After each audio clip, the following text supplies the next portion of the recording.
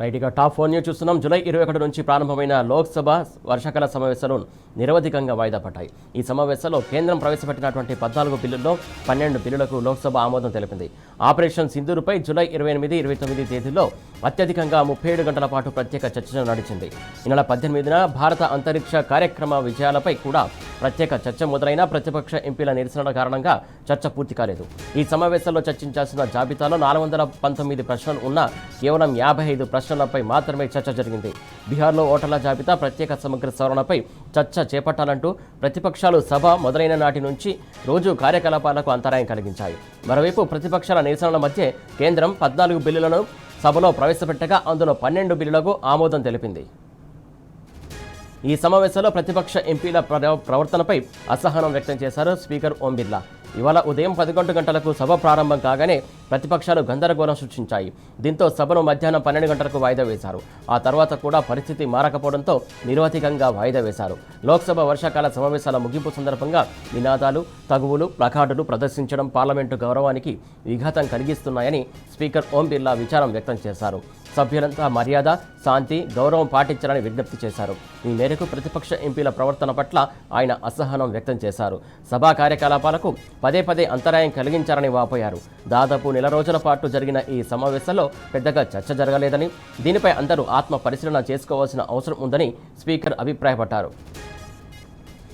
దీనికి సంబంధించి పూర్తి అప్డేట్స్ మా కరెస్పాండెంట్ కిరణ్ అందిస్తారు. కిరణ్, చెప్పండి.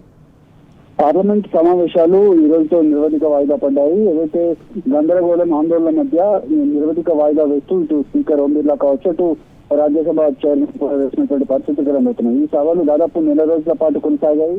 ఇందులో ప్రధానంగా ఏదైతే ఆపరేషన్ సింధూర్ తో పాటు ఏదైతే పహల్గామ్ దాడులకు సంబంధించినటువంటి అంశంలో సుదీర్ఘంగా 35 గంటల పాటు ఈ చర్చ జరిగింది. అంతేకాకుండా దాదాపు 14 బిల్లులను ప్రవేశపెడితే 12 బిల్లులు అందులో ఆమోదం పొందాయి. ఇక ఏదైతే సభ్యత్వాల రద్దుకు సంబంధించి ఇటు నిన్న తీసుకున్నటువంటి బిల్లు ఏదైతే ఉందో పూర్తిగా దీని ప్రతిపక్షాలు తప్పుపడతా ఉన్నాయి.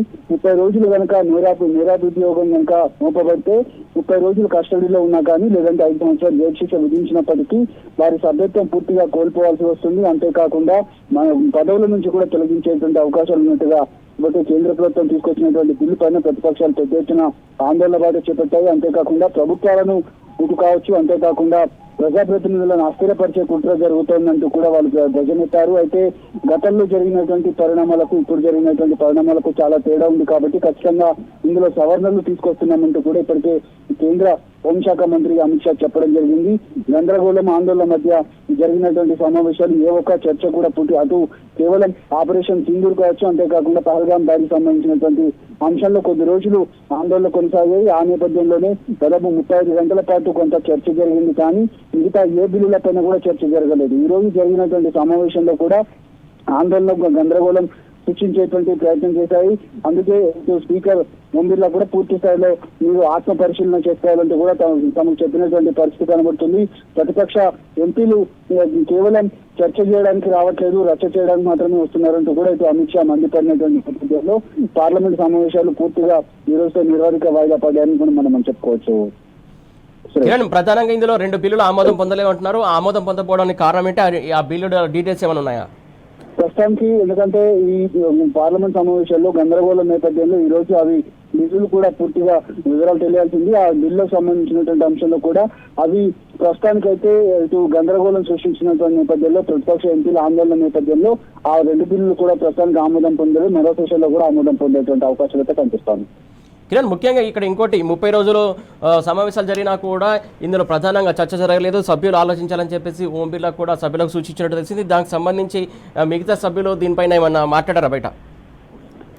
ప్రస్తుతానికైతే ఆ 30 రోజుల సభ్యత్వ రద్దుకు సంబంధించి 30 రోజులు కస్టడీలో ఉన్నా, లేదంటే నేరాభియోగం కనుక మోపబడితే వారి సభ్యత్వం కోల్పోవాల్సి ఉంటుంది. ప్రభుత్వం పదవి నుంచి కూడా కోల్పోయేటువంటి అవకాశం ఉన్నట్టుగా ఇప్పటికే రాజ్యాంగ సవరణ చేస్తూ ఇటు చట్టంలో సవరణ కూడా తీసుకొస్తూ రాజ్యసభలో కావచ్చు, ఇటు లోక్సభలో కూడా ఏదైతే బిల్లును కూడా ప్రవేశపెట్టడం జరిగింది. అందుకు సంబంధించినటువంటి అంశంలో గతంలో తాను కూడా అమిత్ షా ఒక కేసుకు సంబంధించినటువంటి అంశంలో కూడా తన పైన ఆరోపణలు వస్తే నిజాయితీ నిరూపించుకొని మరి నేను అప్పటికే అయితే పూర్తిగా పదవి నుంచి వైదొలిగాను. అంతేకాకుండా ఆ గతంలో జరిగినటువంటి పరిణామాలు కావచ్చు, ఇప్పుడు జరుగుతున్నటువంటి పరిణామాల నేపథ్యంలో తన విశ్వసనీయతను శంకించాల్సినటువంటి అవసరం లేదంటూ కూడా చెప్పారు. అయితే ఇది ప్రస్తుతానికి లోక్సభలో ఉంది, తర్వాత రాజ్యసభ కూడా వెళ్ళేటువంటి అవకాశం అయితే కనిపిస్తా ఉంది. కిరణ్, ప్రధానంగా ప్రతిపక్షాలు ఏదైతే కొన్ని అంశాలపైన చర్చ జరగాలని చెప్పేసి పట్టుబట్టినప్పటికీ కూడా వాటికి సంబంధించినటువంటి అంశాలపైన ఎందుకు సానుకూలంగా స్పందించలేదనుకోవాలి?